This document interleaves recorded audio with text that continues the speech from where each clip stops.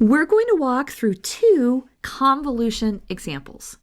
In the first example, we'll compute two convolutions, and in the second example, we'll use convolution to find the inverse Laplace transform of a product. In this first example, we want to find the convolution of f of t and g of t. In part A, we're given that f of t is 1 and g of t is t. Over here on the right, I've written down the integral that the convolution is equal to, and that's where we're going to start. The convolution of f and g as a function of time is equal to the integral from 0 to t f of tau times g of t minus tau d tau. Let's now substitute in what f and g are equal to. F is equal to 1, and then g is equal to t, so g of t minus tau is just t minus tau, and we integrate with respect to tau.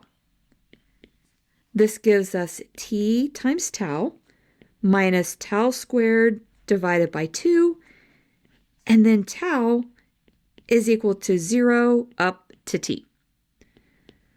Plugging in t, we get t squared minus t squared divided by 2, and then we subtract off our lower limit, and that's actually going to be 0 for each of these expressions. This gives us an answer of t squared divided by 2. Notice that our answer is a function of time. Let's now do one that's a little bit more complicated. We'll again start with our definition. The convolution of f and g as a function of time is defined to be the integral from 0 to t f of tau times g of t minus tau d tau. Our function f is equal to t, so f of tau is just tau, and then we have g of t minus tau, and that's e to the t minus tau, and we're integrating with respect to tau. To evaluate this integral, we are going to have to use integration by parts. Let me put the formula over here. We have the integral of u dv is equal to uv minus the integral v du.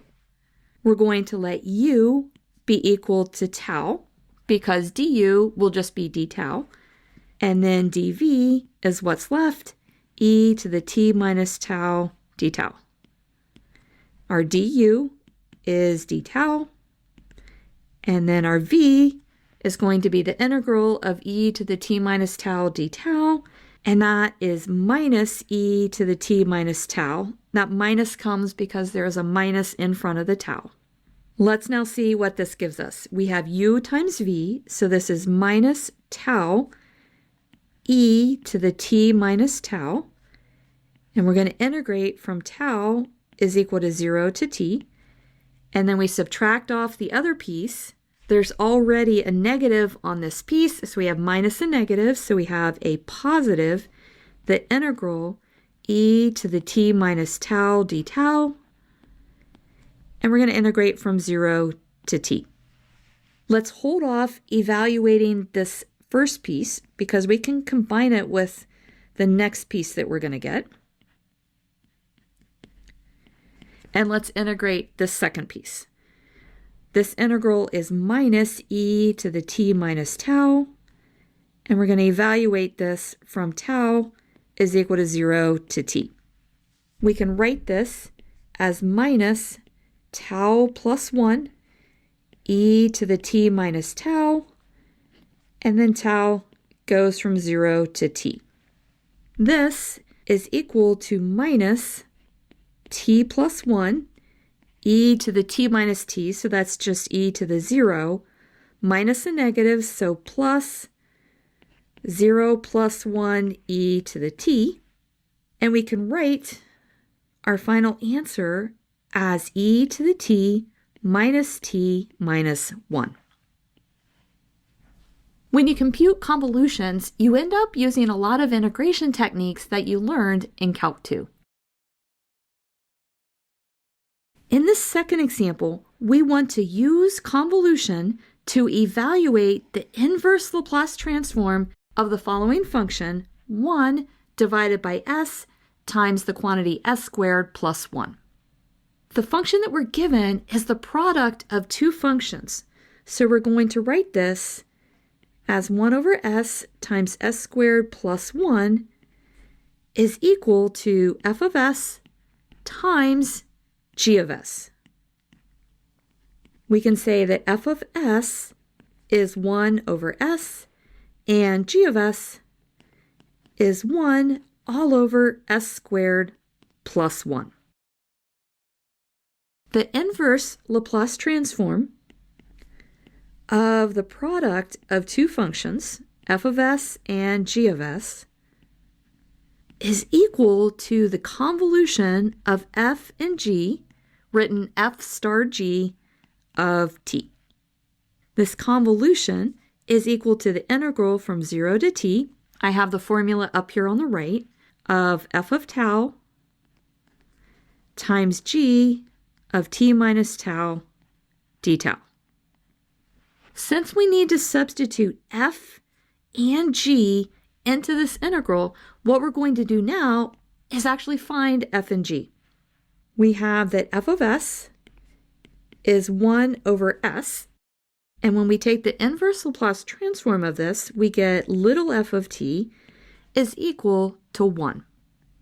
G of s is equal to 1 all divided by s squared plus 1, and its inverse Laplace transform is little g of t is equal to sine of t. You can just get those from a Laplace transform table. Now let's put it all together.